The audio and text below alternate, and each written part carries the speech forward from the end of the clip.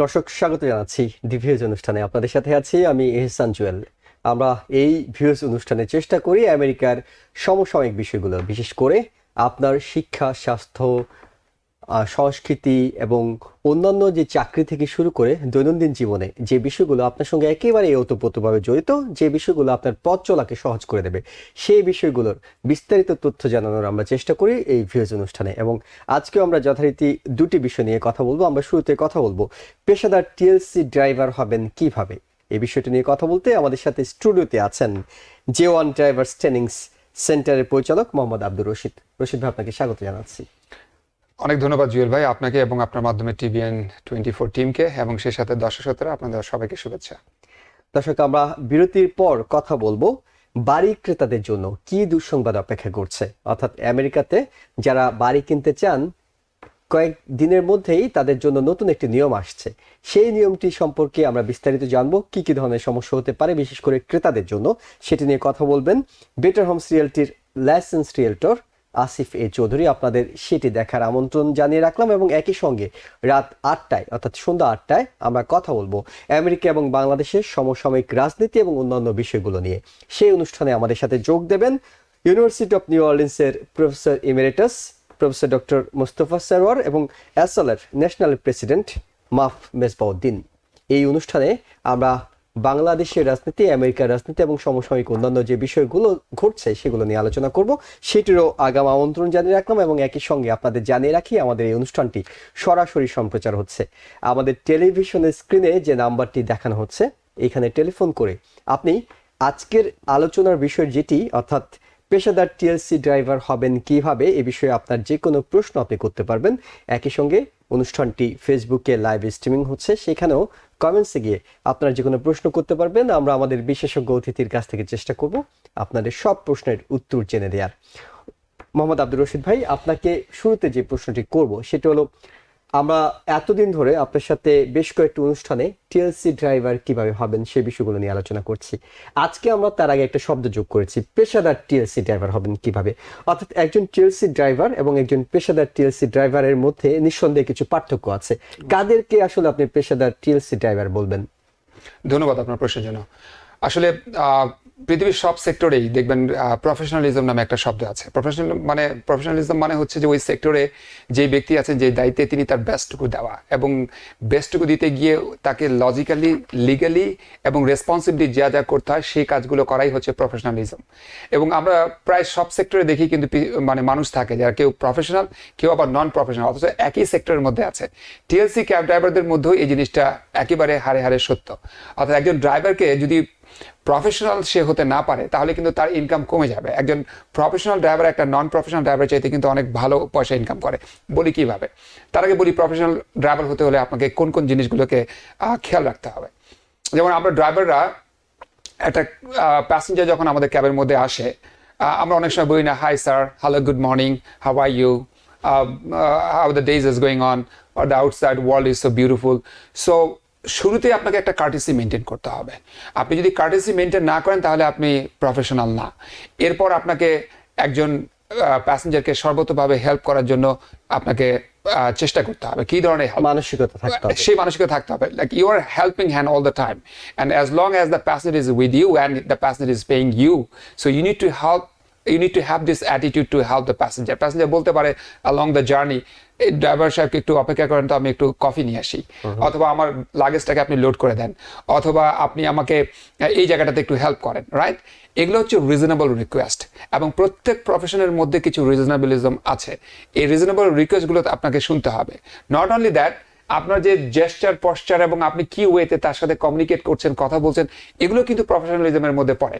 আমি দেখি আমাদের কমিউনিটির অনেক ড্রাইভাররা, তারা যখন কথা বলে প্যাসেঞ্জারের সাথে, শুরুতে কোন সেন্টেন্সটা ইউজ করা উচিত, এবং আপনি কথা বলার ক্ষেত্রে আপনার মনোযোগটা কতখানি ফোকাসড প্যাসেঞ্জারের প্রতি, আপনি হাসছেন কিনা, আপনার বডি ল্যাঙ্গুয়েজে আপনি কথা বলছেন কিনা, নাকি শুধু আপনার লিপস গুলোই নড়তেছে, আপনি শুধু লিপস দিয়ে কথা বলতেছেন, এগুলো অনেক কিছু ডিপেন্ড করে to connect the passenger with your mind, and you become friendly with them, and the more you are friendly with them and more you are professional, you can get more tips, you can get more money, and maybe আপনি যদি কোনো বেজের সাথে কাজ করেন, হয়তো আপনার passenger বলবে, can I get your card please, if next time I need a cab to go to Washington DC or somewhere in a long distance, I'll call you.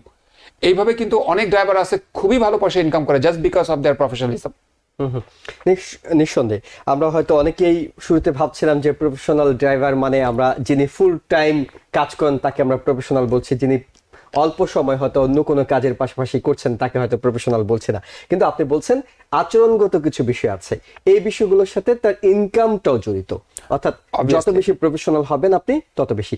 আমরা এমনটা দেখি যে হয়তো যাত্রী হিসাবে উঠার পরে নিঃসন্দেহে আমাদের যাত্রী হিসাবে সবারই অভিজ্ঞতা আছে, ড্রাইভার যিনি ড্রাইভ করছেন তিনি হয়তো উচ্চ স্বরে গান চালিয়ে রাখছেন, তার পছন্দের গান তিনি চালিয়ে রাখছেন, কিংবা তার হয়তো ক্যাবটা পরিষ্কার না, অন্য ক্যাবগুলোর তুলনায় পরিষ্কার না, এই ধরনের বিষয়গুলো তো ছোটখাটো বিষয়, খুবই অবশ্যই। আসলে প্রফেশনালিজম ওয়ার্ডটা হচ্ছে কিন্তু অনেক বড় একটা ওয়ার্ড, এটা অল্প কথায় শেষ করা যাবে না।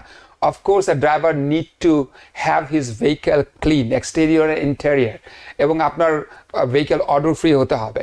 আপনি যাতে ফোনে কথা না বলেন, যেমন আমাদের অনেক ড্রাইভার আছে তাদের যাত্রী থাকা সত্ত্বেও কিন্তু তারা ফোনের মধ্যে কথা বলে।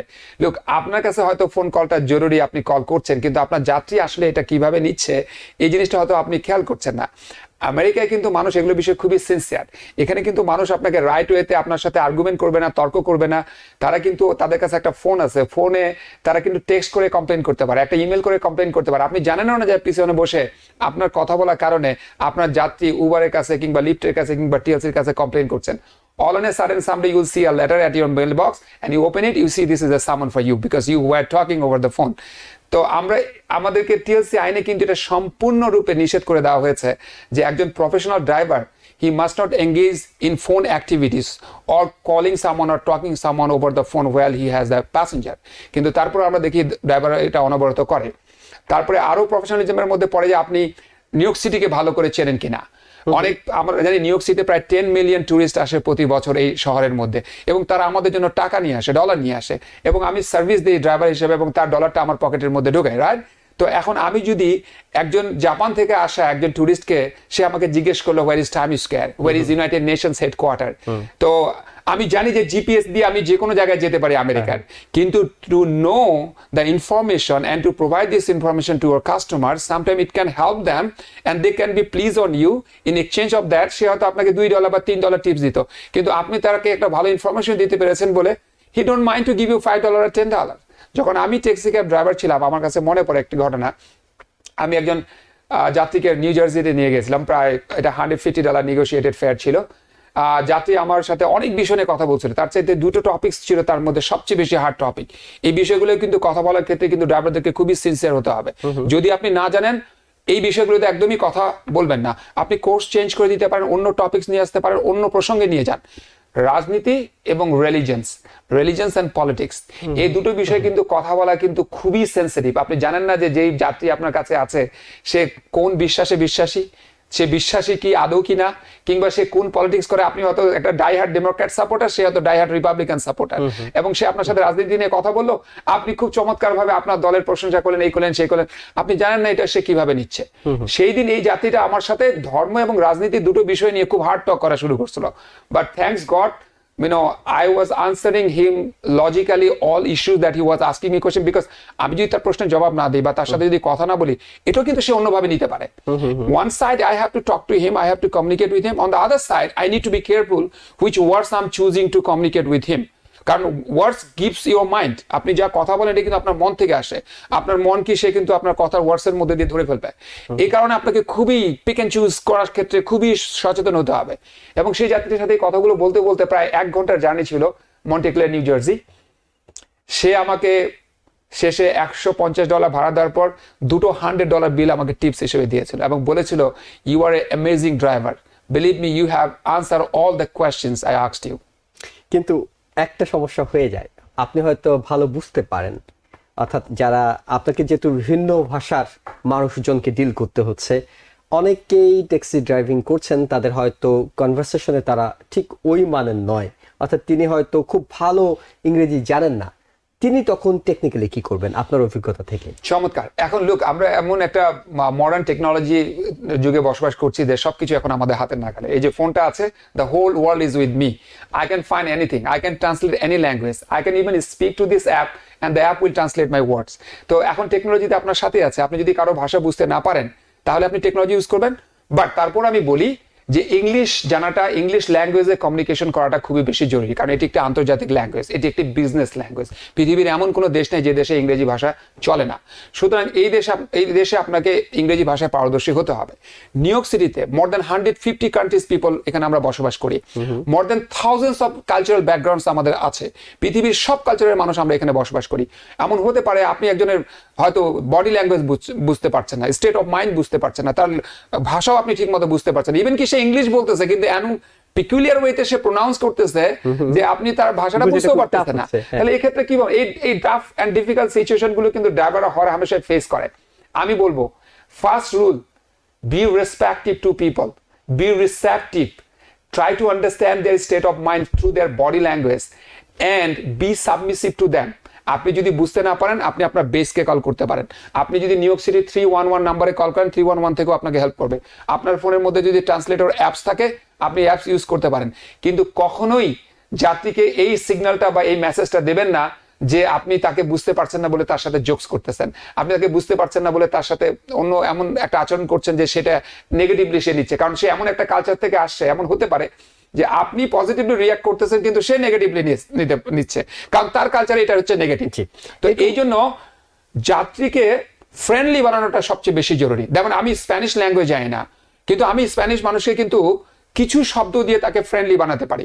আপনি যদি ফ্রেন্ডলি বানাতে পারেন তাহলে আপনি অনেক দূরে অনেক ল্যাঙ্গুয়েজ ইউজ করতে পারেন যেটা তারা হয়তো মাইন্ড নাও করতে পারে, কিন্তু আপনি যদি ফ্রেন্ডলি বানাতে না পারেন তাহলে কিন্তু এরা মাইন্ড করতে পারে।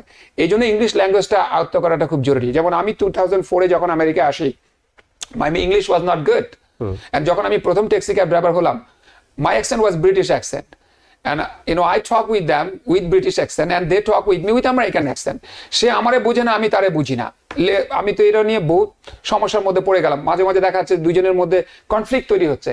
তখন আমি কি করলাম, যাত্রী যখনই আমার গাড়িতে থাকে না তখন আমি রেডিও চালু করে দিতাম, রেডিও চালু করে দিয়ে আমেরিকান অ্যাকসেন্ট গুলোকে আয়ত্ত করার চেষ্টা করতাম। এই 2 থেকে 250 ভোকাবুলারি যদি আপনি নোট করতে পারেন আপনার নিউজ থেকে, যে ওরা কি ধরনের শব্দগুলো ইউজ করে আর ল্যাঙ্গুয়েজগুলো ইউজ করে, this is more than enough to communicate with anyone in this country.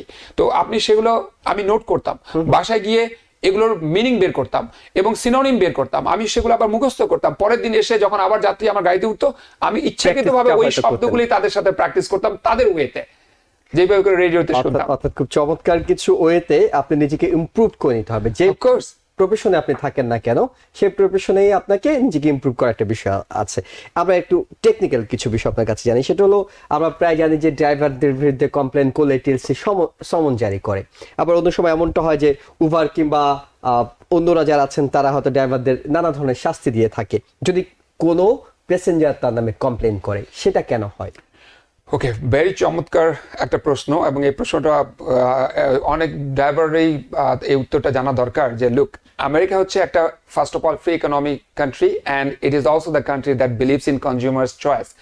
Consumer প্রেফারেন্সটা এখানে সবচেয়ে বেশি। একটা রেস্টুরেন্টে যদি আপনি খেতে যান, সেই রেস্টুরেন্ট যদি খাবার কোয়ালিটি মেনটেন না করে, এখানে এসে কিন্তু বড় অঙ্কের টিকিট, ইভেন কি প্রয়োজনে কিন্তু সেই রেস্টুরেন্টটা বন্ধ করে দেওয়া হবে, এত বেশি কোয়ালিটি মেনটেন করা হয়।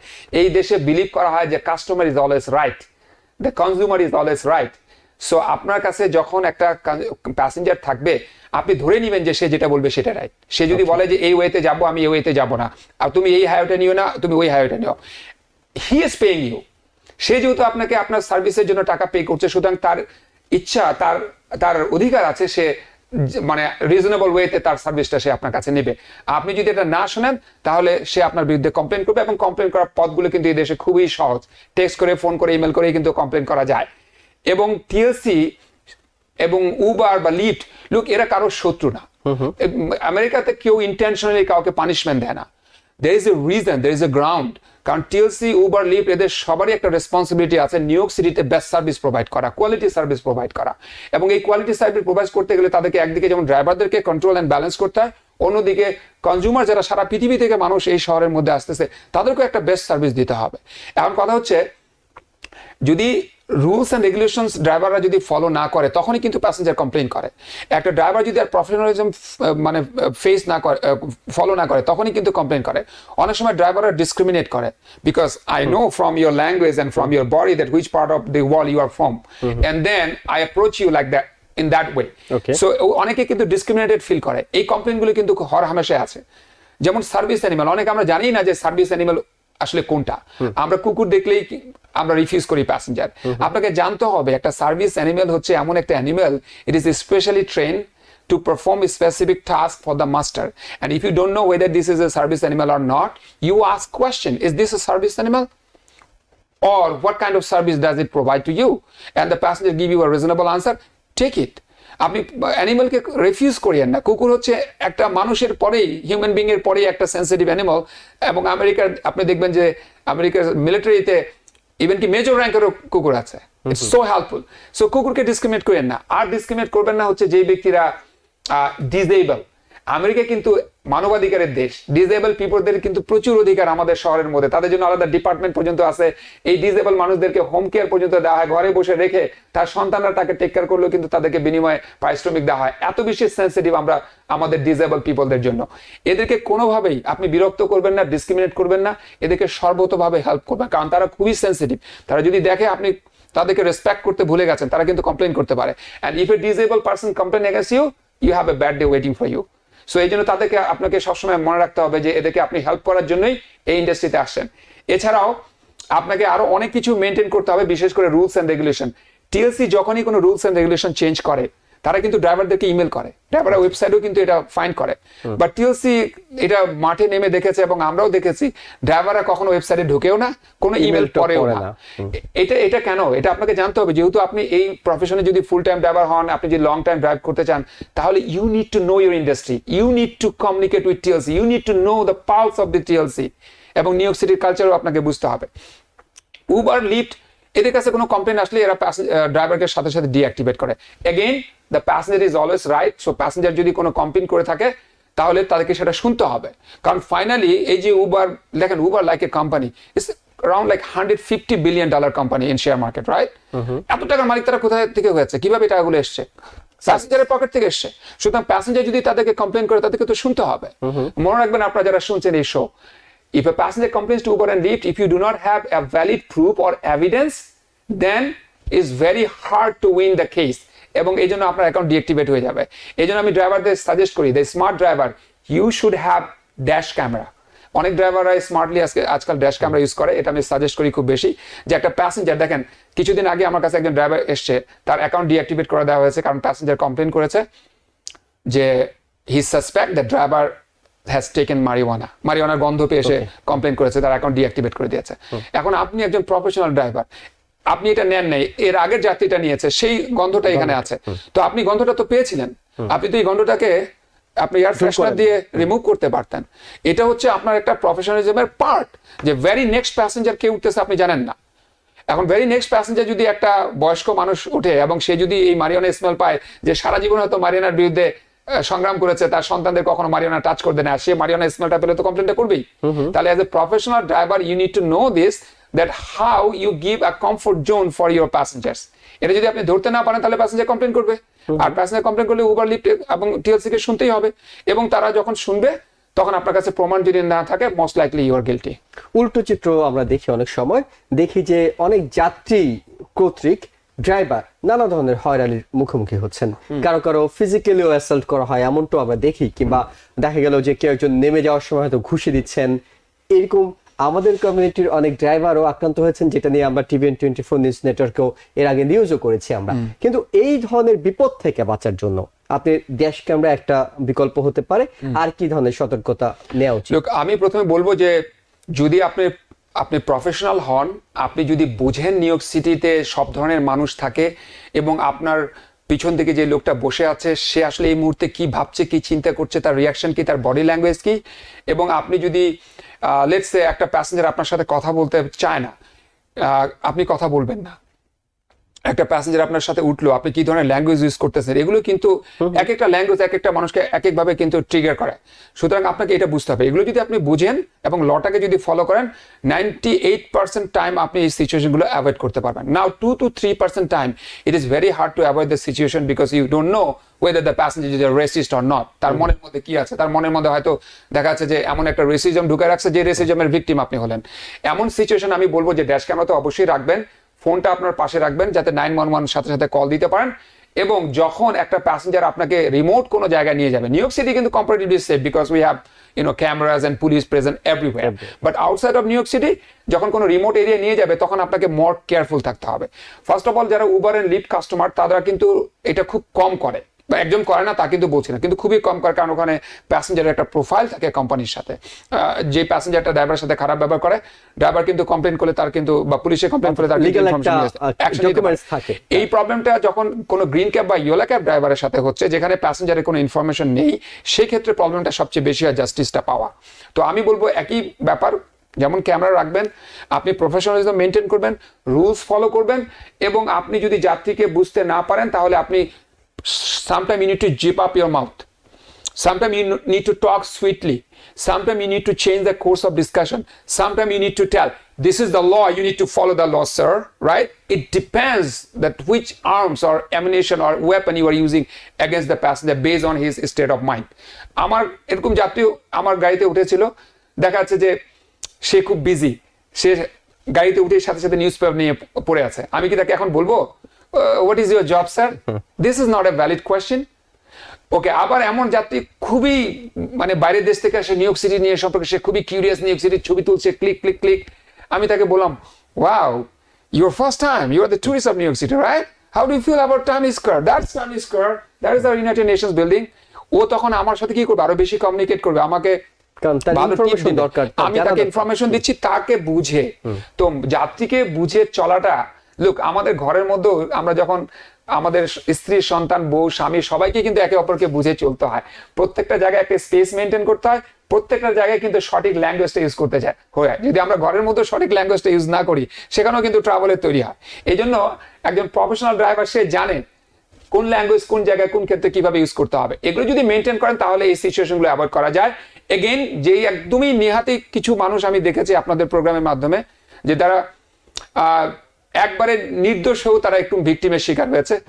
এটার উত্তরে আমি এটুকু বলতে চাই, পৃথিবীর কোন জায়গায় ক্রাইম নেই? পৃথিবীটা সর্বনাত, পৃথিবীতে সব জায়গায় ক্রাইম আছে। এটা আমাদের দেশ হোক, আমেরিকা হোক, পৃথিবীর সব দেশের মধ্যেই অপরাধ হয়। আপনি সব মানুষকে সবসময় চিনতে পারবেন না, তবে এই জন্যই হয়তো সেই ধরনের ঘটনাগুলো ঘটে। বাট আপনি যদি সাবমিসিভ হন, ভালো ল্যাঙ্গুয়েজে কমিউনিকেট করতে পারেন, আপনি যদি রুলস জানেন, আপনি যদি প্রফেশনালিজম বোঝেন, আপনি যদি মানুষকে বুঝে কথা বলতে জানেন, তাহলে 98 to 99% ক্ষেত্রে আপনি এগুলোকে অ্যাভয়েড করতে পারবেন। নিজের সেফটিটা আপনি নিশ্চিত করতে পারবেন। অনেক ধন্যবাদ আব্দুর রশিদ ভাই, আপনি খুবই গুরুত্বপূর্ণ কিছু তথ্য দিয়েছেন। বিশেষ করে আমরা শুধুমাত্র যারা ড্রাইভার হতে চান তাদের ব্যাপারে হয়তো কি ধরনের ডকুমেন্টস লাগছিল কিংবা কি কি ধরনের লাভ হবে সেটি নিয়ে কথা বলার পাশাপাশি আজকে যে আলোচনাগুলো করেছি এটা আসলে তাদের ক্যারিয়ারটাকে, অর্থাৎ যারা প্রফেশনালি এই পেশায় থাকতে চান তাদেরকে অনেক বেশি রিচ করবে বলে আমাদের বিশ্বাস। এবং দর্শক, আপনারা যারা দেখছিলেন, নিঃসন্দেহে আপনারা যদি ভবিষ্যতে টিএলসি ড্রাইভার হিসাবে নিজেদের ক্যারিয়ার করতে চান কিংবা যারা এখন আছেন তারাও নিশ্চয়ই এই পরামর্শগুলো ফলো করলে আপনাদের ইনকামটার পাশাপাশি নিজেদের সেফটিটা অনেক ভালোভাবে এনশিওর করতে পারবেন। অনেক ধন্যবাদ। আমরা একটা ছোট্ট বিরতিতে যাচ্ছি, বিরতি থেকে আমরা ফিরবো, তখন আমরা কথা বলবো বাড়ি কেনার ক্ষেত্রে নিউ ইয়র্কের বাড়ি ক্রেতাদের জন্য কি ধরনের দুঃসংবাদ অপেক্ষা করছে সে বিষয়টা নিয়ে। সঙ্গে থাকুন। আবারও স্বাগত দ্বীপ ভিউজ অনুষ্ঠানে, আপনাদের সাথে আছি আমি ইহসান জুয়েল। আমরা বিরতির আগে জানিয়েছিলাম আমরা এখন কথা বলবো আমেরিকাতে বাড়ি কেনার ক্ষেত্রে যারা ক্রেতা তাদের জন্য কি ধরনের দুঃসংবাদ অপেক্ষা করছে। নিশ্চয়ই এই বিষয়টি শুনেই অনেকে আতঙ্কে পড়ে গিয়েছেন যে এমনিতেই বাড়ির দাম অনেক বেশি, তার সাথে যদি আবার ক্রেতাদের জন্য দুঃসংবাদ অপেক্ষা করে তাহলে সেটা না জানি কি হয়। এই বিষয়টি নিয়ে কথা বলতে আমরা আমন্ত্রণ জানিয়েছি বেটার হোমস রিয়েলটির লাইসেন্স রিয়েলটর আসিফ চৌধুরীকে বিস্তারিত জানানোর জন্য। আসিফ ভাই, আপনাকে স্বাগত জানাচ্ছি। ধন্যবাদ জল ভাই, ধন্যবাদ টিভিএন এবং ভিউয়ার্স।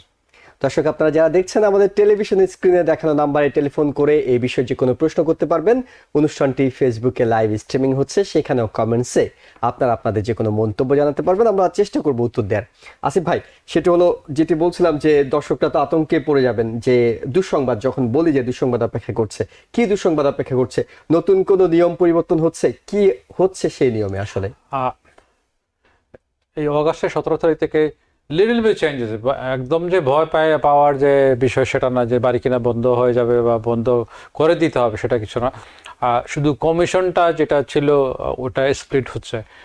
আগে সেলাররা সব কমিশনটাই দিয়ে দিত, এখন বায়ারও half responsible for the property buying, যেটা সেলার অর্ধেক দিতে হবে এবং বায়ার ও কমিশনটা শেয়ার করতে হবে। আগে একজনের উপর ছিল, এখন দুই পক্ষের বায়ার সেলার দুজনের উপরেই যে জিনিসটা পড়বে একটা ট্রানজ্যাকশন কমপ্লিট করতে।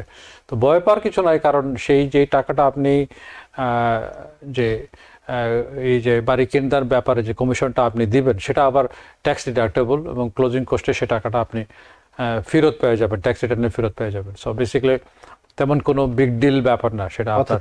একটু পরিষ্কার করে নেই দর্শক আপনাদের জন্য, সেটি হলো আগে যখন কেউ একজন বাড়ি বেচা কেনা হতো তখন রিয়েলটরের যে কমিশনটা সেটা যিনি বাড়ি বিক্রি করতেন তিনিই পুরোটা বিয়ার করতেন। কিন্তু নতুন যে নিয়মটি আগামী 17ই আগস্ট থেকে, অর্থাৎ আর মাত্র 4 দিন পরেই কার্যকর হতে যাচ্ছে, সেটি হলো যে এখন বাড়ি বেচে কেনার ক্ষেত্রে রিয়েলটরের যে কমিশনটা কিংবা যে ফিটা সেটা সেলার এবং বায়ার দুজনকেই একসাথে বহন করতে হবে।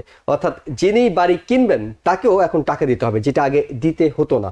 আসিফ ভাই, কেন এই নতুন নিয়মটা করতে হলো? এটার একটা সুপ্রিম কোর্ট থেকে একটা রুলিং আসছে, একটা কমপ্লেন ছিল, এগেনস্টে ছিল, ওটা আর্গুমেন্ট ছিল, ওটার শুনানি শেষে এই রায়টা আসে। তো এটা শুধু নিউ ইয়র্কের ক্ষেত্রে না, পুরো আমেরিকার অন্যান্য যে স্টেট আছে সেগুলোতেও প্রযোজ্য। তো ভয় পাওয়ার আসলে তেমন কিছু নাই, এখনো কিছু নাই, কারণ আমি আগেও বলছি, আবারও বলছি যে আপনি যেটা দিবেন এটা পার্ট অফ ক্লোজিং কস্ট হবে। ওকে, হয়তো আগে 5% দিতেন, এখন 6% হবে। এবং একটা জিনিস চেঞ্জ হবে, আপনি আপনার যে পছন্দের যে রিয়েল এস্টেট এজেন্টের সাথে কাজ করবে তার সাথে আপনি একটা এগ্রিমেন্টে যাবেন, 3 থেকে 6 মাসের একটা এগ্রিমেন্টে থাকবে, তার সাথেই কাজ করতে হবে। এখন মনে করেন যে একদিনে দেখা যায় 3 জন এজেন্টের সাথেও আপনি যে বাড়ি দেখতেছেন, সেটা আপনার পক্ষে সম্ভব হবে না। আপনি যে কোনো একজন এজেন্টকেই আপনি চুজ করতে হবে, পছন্দের একজন। ডু দ্য হোমওয়ার্ক, আপনার যার সাথে মনের মিল আছে, কথার মিল আছে, কাজের মিল আছে, অনেস্ট যারা রিয়েলিটার আছে, যারা কথা ওয়ার্ড চেঞ্জ করে না, তাদের সাথে কাজ করুন। এই কমিউনিটিতে ভালো এজেন্টের অভাব নাই, অনেক এক্সপিরিয়েন্স লোক আছে, এবং তাদের সাথে কাজ করুন। যাকে আপনার পছন্দ হয় তার সাথে এগ্রিমেন্টে যান, এবং একজনের সাথেই আপনার কাজ করতে হবে।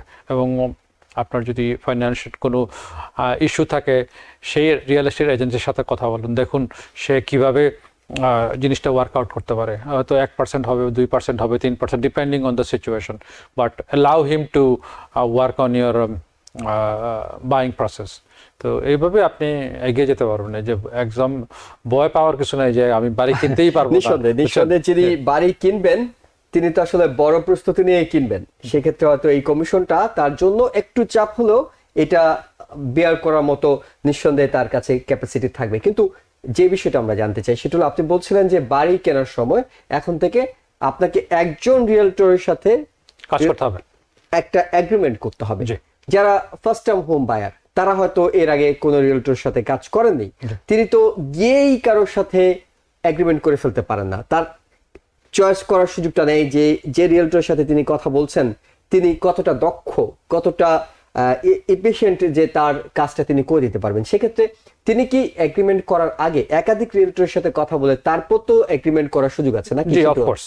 আপনি হোমওয়ার্ক করে নেবেন, আমরা 2-3 জন রিয়েলটরের সাথে যারা আমাদের এই এরিয়াতে যারা কাজ করতে আগ্রহী বা করছেন, তাদের যে ডিপেন্ড করে কোন এরিয়ার মধ্যে করছেন। যেহেতু নিউ ইয়র্কের মধ্যে আমরা মনে করেন সবাই কম বেশি Long Island, Nassau County, Suffolk County, Queens, Brooklyn, ব্রঙ্কসে আমরা 5 বড় ওয়েস্টচেস্টার কাউন্টিতে করে থাকি। যারা এখানে ব্যবসা করেন, রিয়েল এস্টেট ব্যবসা করেন, তাদের সিমিলার অ্যাপ্রোচই হবে, খুব বেশি চেঞ্জ হবে না। সবাই মোটামুটি দক্ষ, অভিজ্ঞ এই ব্যাপারে, বাড়ির ব্যাপারে। তো আপনি কথা বলেন, দেখেন আপনাকে কে বেটার ডিল দেবে, যে আপনার সাথে কাজ করবে। কারণ এটা তো একদিনের ব্যাপার না, একটা বাড়ি কিনতে 1 to 6 মান্থ লেগেই যেতে পারে। এটা যে আপনি কোনো গ্যারান্টিড না। আপনি আজকেও যদি বাড়ি সাইন করেন, সেই বাড়িটাও ক্লোজ হইতে অ্যাটলিস্ট 90 days আপনার দরকার হয়, সময় লাগে, যদি আপনি কারেক্টলি করতে চান। তো 6 months is not a big deal. আপনি যে কোনো একজনের সাথেই আপনি কাজ করতে হবে, কারণ বাড়ি কিনতে হবে এত কথা নাই। আপনি এগ্রিমেন্টে যদি যা সাইনও করেন যে ওর সাথে যে কিনতে হবে তেমন কিছু না। হ্যাঁ, বাট যদি পছন্দ হয় আর আপনি আপনার এজেন্টকে যদি ইনফর্ম না করে অন্য কাছে যান, তাইলে ওর কমিশনটা কিন্তু আপনাকে দিতে হবে, সেই যে এক্সপেন্স সেটা আপনার বেয়ার করতে হবে। But always place for workout. আপনি একদিকে তো আমরা ক্রেতাদের সমস্যার কথা বলছিলাম, আপনারা যারা দীর্ঘদিন ধরে সুনামের সাথে এই ইন্ডাস্ট্রিতে ব্যবসা করে যাচ্ছেন, যারা বিজনেস করছেন, রিয়েলটর, তাদের ক্ষেত্রে কি হবে? আপনাদেরও কি ক্লায়েন্ট কমে যাওয়ার একটা বিষয় থাকবে, কিংবা আপনাদেরকেও অনেক বেশি সামনের দিনগুলোতে চাপ নিতে হবে? It's a challenging time for all real estate agents. ধারণা করা হচ্ছে যে হয়তো 40% রিয়েল এস্টেট এজেন্টরা এই ব্যবসা থেকে আউট হয়ে যাবেন, কারণ সবার কমিউনিকেশন স্কিল সবার ডেভেলপ হয় না, কারণ this is something new to us for everyone, buyer and seller both, even agent, কারণ এটা একটা কমপ্লিটলি নিউ এনভায়রনমেন্ট হবে। আমি আপনাকে এক্সপ্লেন করতে হবে, এটা আপনার অ্যাকসেপ্ট করতে হবে ওটা, কারণ সাধারণত আমরা এই কমিশনের ব্যাপারটা কোনো সময় আসেনি, হঠাৎ করে যখন আসে তখনই মাথার মধ্যে যে এক্সট্রা $15,000 $20,000 আমাকে দিতে হবে, তখনই একটা কনফ্লিক্ট একটা চলে আসে। তো it's gonna be very difficult for convincing buyer যে এই কমিশনটা, কারণ ওনারা তো এত তাড়াতাড়ি বুঝবে না, কারণ ওনাদের মাইন্ডসেটটা ডিফারেন্ট ছিল। নতুন একটা নিয়ম সবাই জানতে হবে, অন্য রিয়েলটররা তাকে বলতে হবে। আপনার কাছে হয়তো এলো, আপনি বললেন, তিনি হয়তো ভাবতে পারেন আমি অন্য আরেকজন রিয়েলটরের কাছে যাই, তিনি হয়তো আমার কাছ থেকে এই কমিশনটা নেবেন না, আসিফ সাহেব হয়তো এই কমিশনটা এক্সট্রা চাচ্ছেন। জি, তো এটা কনফিউজিং টাইম। এখন আমি যদি বলি যে হ্যাঁ আমার 3% দিতে হবে, আরেকজন হয়তো বলবে 1% দিব, ডিপেন্ড করবে।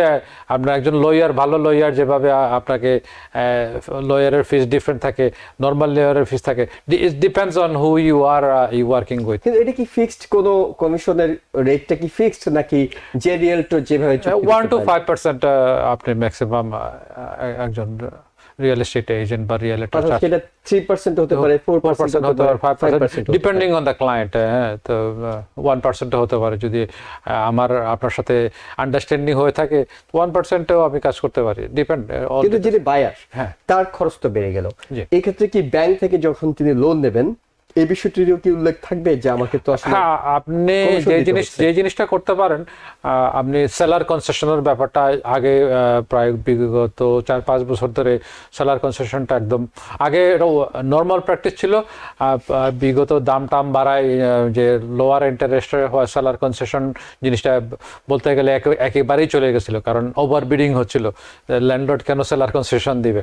হয়তো এই জিনিসটা আবার ফিরে আসতে পারে, কারণ যেহেতু যদি সিরিয়াস বায়ার হয় তখন হয়তো সেলার হয়তো কনসিডার করতে পারে যে সেলার কনসেশনটা। সো সেলার কনসেশন নিলে ওই যে আপনার যে কমিশন সেটা হয়তো আবার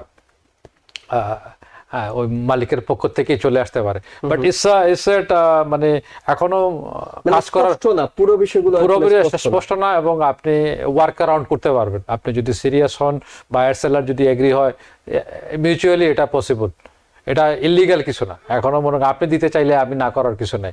হ্যাঁ, তো সেই জিনিসটা সেভাবেই। কিন্তু এখন দিতে হবে, এটা তো বাধ্য, এটা দিতে হবে, আগে না দেওয়ারও একটা অপশন ছিল, এখন কমিশন দিতেই হবে। Correct, exactly. ওকে, সেক্ষেত্রে আরেকটু আপনার কাছে জানি, সেটা হলো বাড়ি, আমরা অনেকগুলো অনুষ্ঠান করেছি, আপনার সাথে করেছি এবং অন্যান্য রিয়েলটরদের সাথে করছি, বাড়ির দাম ক্রমেই বাড়ছে। একটা কথা শোনা যাচ্ছিল যে কিছুটা সময় হয়তো কমে আসতে পারে, ইন্টারেস্ট রেট কমে আসতে পারে, নানা ধরনের আশার কথা শোনা যাচ্ছিল। কিন্তু আলটিমেটলি কোন দিকে যাচ্ছে? নির্বাচনের বছর, সেখানে ইন্টারেস্ট রেট কমানোর একটা কথা শোনা যাচ্ছিল, কিন্তু এখন পর্যন্ত অর্থনৈতিক সূচকগুলো বলছে কোনো ভাবেই ইন্টারেস্ট কমে আসার কোনো ইঙ্গিত পাওয়া যাচ্ছে না। আমেরিকার অন্যান্য স্টেটে কি হচ্ছে না হচ্ছে, তবে আমি এটা বলতে পারি যে আমাদের নিউ ইয়র্কের দাম কমার কোনো সম্ভাবনা নাই, 5 বাড়াতে কোনো সম্ভাবনা নাই।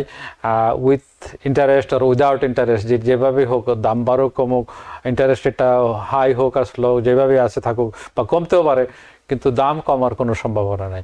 যারা কিনবেন, প্লিজ এই অডিয়েন্সকে বলছি, টিভিএনের ভিউয়ারকে বলছি, যারা আপনারা যদি প্ল্যান করে থাকেন, আপনার পছন্দ যদি বাড়ি পেয়ে থাকেন, তাহলে কিনে ফেলেন। আপনারা always in future you could do the refinance. হয়তো আপনি 1-2 বছরের জন্য সামান্য বেশি টাকা দিবেন, কিন্তু আপনার যে পছন্দের বাড়িটা এখন পেয়েছেন সেটা যে 2 বছর পরে পাবেন সেটার কোনো গ্যারান্টি নেই, এবং দামটা 2 বছর পর আরেকটু বাড়বে অবভিয়াসলি। তো সেটা তো বাড়বেই। সেটা আপনি বলছিলেন 5 বড়তে কমার কোনো সম্ভাবনা নাই, কিন্তু বড়োর বাইরে, অর্থাৎ নিউ ইয়র্ক স্টেটের অন্যান্য জায়গায় অনেকে মুভ করছেন কিংবা বাড়ি খুঁজছেন, সেই সব জায়গায় কি কমছে না? সেসব জায়গায় আস্তে আস্তে বাড়ছে? সেই জায়গায় খুব আহামরি তেমন বাড়েও নাই, তেমন বাড়বেও না। এটা স্লাইট গ্রাজুয়েশন হবে, মানে আপ হবে, লিটল বিট আপ স্লাইটলি হবে, হয়তো কিছু বাড়ি কমবে। বাট নিউ ইয়র্ক সিটির যে ডিমান্ড, আমাদের যে এই 5 বড় যে ডিমান্ড, এত ডিমান্ড কিন্তু অন্যান্য শহরগুলিতে, নিউ ইয়র্কের আশেপাশের যে অঙ্গরাজ্য যেগুলো আছে সেগুলোতে তেমন ডিমান্ড নাই। হ্যাঁ, ডিমান্ড না বললে ঠিক নাই, বলে এটা ঠিক হবে না, আছে, বাট যেই হারে আমাদের যেখানে ডিমান্ড, সেই হারে সেই অনুপাতে কিন্তু বাইরে এত ডিমান্ড। অর্থাৎ বাড়ি ভাড়া যারা দেন তাদের ভাড়া যেভাবে বাড়ছে সেখান থেকেও কিন্তু অনুমান পাওয়া যায় যে বাড়ির দামটা কিভাবে বাড়ছে। কিন্তু যে বিষয়টি আছে অর্থনীতিতে, আপনি যখন সরবরাহ বাড়ে তখন আসলে দামটা কমে আসে। মার্কেটে নতুন বাড়ি আসার যে বিষয়টি, নিউ ইয়র্ক স্টেটের ভিতরেই বলেন, সিটির ভিতরেই বলেন, কিংবা স্টেটের কথা বলেন, কিংবা আশপাশে অন্যান্য স্টেট যেসব জায়গায় মানুষ মুভ করছে, বাফেলোতে অনেকে যাচ্ছে কিংবা অনেকে মিশিগানের দিকে যাচ্ছে, এইসব জায়গায় নতুন বাড়ি মার্কেটে যোগ হচ্ছে কি? আহামরি ধরনের কোনো ধরনের মানে বাড়ি হচ্ছে না। এক্সিস্টেড যেগুলো পুরোনো বাড়ি যেগুলো আছে সেগুলোই আসতেছে, কারণ ওই যে নিউলি বিল্ড কনস্ট্রাকশন খুবই কম হচ্ছে। যেমন আর্লি 90s যেভাবে হয়েছে বা আর্লি 80s যেভাবে হয়েছে, ইভেন লেট 90তেও হয়েছে, 2000-এ যেভাবে হয়েছে, বিগত 30 বছরে যেভাবে নিউ কনস্ট্রাকশন যেগুলো হয়েছে এগুলো খুবই কম হচ্ছে।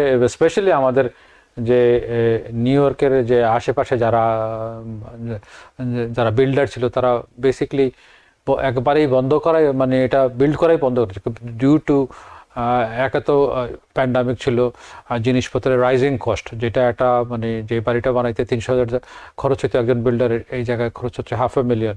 তো ওই যে টার্ন ওভার যেটা একটা বাড়ি বানানোর ব্যাপারে যে লাভের যে প্রফিট রেশিও, বড় বড় যারা বিল্ডিং কোম্পানি বিল্ডার যেগুলো আছে তারা কিন্তু সেই অনুসারে কিন্তু নিউ ইয়র্ক সিটিতে বাড়ি বিল্ডিং করছেন। যেগুলো বাড়ি আপনি দেখবেন যে বেচা কেনা হচ্ছে, কিন্তু এগুলো 1940s 1950s এর আশেপাশেই সবগুলোই বাড়ি হয়েছে।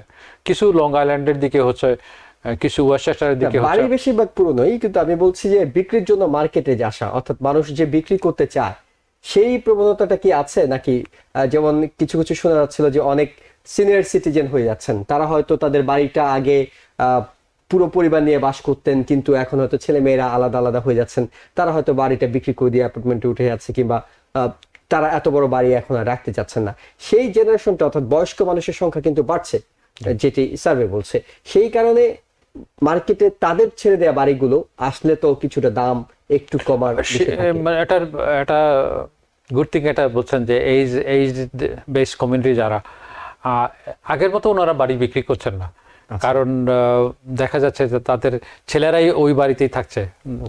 যেমন যে মিলেনিয়ান যে গ্রুপটা আমরা বলে থাকি, এরা কিন্তু এখন ওই প্যারেন্টসদের সাথেই শেয়ার করতেছে। আমরা যেভাবে আমাদের দেশে যেভাবে আমরা যে নিজস্ব বাড়িতে যেভাবে থাকতাম বাপ মা নিয়ে, যৌথ ফ্যামিলির যৌথ ফ্যামিলির, এগুলা কিন্তু মানে লাস্ট 10 years এর মধ্যে কিন্তু হেভিলি ইনক্রিজ হয়েছে। দেখা যাচ্ছে ছেলে বেসমেন্টে থাকছে বা ছেলে বাপ মার সাথে থাকছে, বিয়ে করে নেই, এখনো বাপ মার সাথে আছে, জব করতেছে, ঠিকই করতেছে। এটা একটা মানে একটা কমন একটা থিম হয়ে গেছে লং আইল্যান্ডে। যে ইভেন সাদা যারা শ্বেতাঙ্গ কৃষ্ণাঙ্গ যাই বলেন, সবাই কিন্তু এই পথটা বেছে নিচ্ছে। তো ওই তাদের যে বাড়ি বিক্রির যে ব্যাপারটা, সেখানেও নতুন করে বাড়ি আসছে না মার্কেটে। আমরা একেবারে শেষ দিকে আছি আসিফ ভাই, সেটা হলো যে আমরা যে বিষয়টি ঠিক করেছি কিংবা আপনার আলোচনা শুনে আপনি যতই বলেন না কেন খুব একটা সমস্যা হবে না, ভয় পাওয়ার কিছু নেই। অনেকে হয়তো ভয় পাচ্ছে, কিন্তু সত্যিকারে ভয় না পাওয়ার মতো করে যদি কিছু বলতে চান আপনি, আমরা শেষ 30 সেকেন্ড আপনাকে দিতে চাই। যে দেখুন, আমরা যারা রিয়েল এস্টেট এজেন্ট আছি আপনাদের জন্য কাজ করার জন্য ওয়েট করতেছি, এবং আপনারা ভয় পাবেন না। আপনারা রিয়েল এস্টেট এজেন্টের সাথে কথা বলুন, আপনার পছন্দের যে রিয়েল এস্টেট এজেন্ট আছে তাদের কথা বলুন, এবং একটু হোমওয়ার্ক করে নেবেন আপনি কোন এজেন্টকে আপনি চুজ করতেছেন, কোথায় আর কাজের জন্য মিল থাকে, এই ধরনের এজেন্টের সাথে আপনি নেবেন। কারণ আপনি যদি কন্ট্রাক্টে সাইন করার পরে আর তখন আপনার বেরিয়ে যাওয়ার খুব একটা সুযোগ নেই। আপনি 6 মাসের জন্য করেন, 3 মাসের জন্য করেন, আপনি হোমওয়ার্কটা করেই আপনি যাবেন। আপনার কমিশন তো মনে করেন যাই দিবেন, আপনি 1%, 2%, 3%, সেই টাকাটা কিন্তু আপনার ট্যাক্স ডিডাক্টেবল। আপনি ক্লোজিং কস্টে বছরের শেষে সেটা আপনি পেয়ে যাবেন। তো ভয় পাওয়ার কিছু নাই। যদি পছন্দ হয় বাড়ি কিনবেন, সেটাই অনুরোধ আমার টিভিএন ভিউয়ারদের। জি, অনেক ধন্যবাদ Asif Chowdhury, license realtor, Better Homes রিয়েলটির। এবং দর্শক, যেটি বলছিলাম যে আসলে ভয় পাওয়ার কিছু থাকবে না এই কারণে, যখন আপনি প্রস্তুতি নিয়ে নামবেন, আপনি জানবেন, আপনার হাতে তথ্য থাকবে, আপনি জানেন আপনি কোন পথে যাচ্ছেন, আপনি জানেন যে আপনার জন্য সামনে কি অপেক্ষা করছে, তখন কিন্তু ভয় পাওয়ার আসলে কিছু নেই। আমাদের এই বিষয় দেখেও খুব একটা ভয় পাবেন না। যারা বাড়ি কেনার প্রস্তুতি নিচ্ছেন তারা অন্যান্য বিষয়গুলো এগিয়ে নিতে থাকেন। অর্থাৎ একটি নিয়মের মধ্যে দিয়ে যখন আপনি যাবেন তখন তো আসলে সবাইকে সেই নিয়মটা ফলো করতেই হবে। অনেক ধন্যবাদ দর্শক, এতক্ষণ যারা দেখছিলেন এবং যারা আমাদের এই অনুষ্ঠানটি দেখে থাকেন নিয়মিত, তাদের সবাইকে ধন্যবাদ জানিয়ে রাত 8টায় আমরা সমসাময়িক রাজনীতি, বাংলাদেশ এবং আমেরিকার রাজনীতি নিয়ে আলোচনা করব। সেটি দেখার আওয়ার ডেমোক্রেসি অনুষ্ঠান দেখার আমন্ত্রণ জানিয়ে শেষ করছি। ভালো থাকবেন। TBN 24 টেলিভিশন দেখতে আজই কল করুন 7187776556। লগ ইন করুন www.totalcablebd.com। নিউ ইয়র্ক থেকে সম্প্রচারিত TBN 24 টেলিভিশন বিশ্বজুড়ে বাঙালির কণ্ঠস্বর।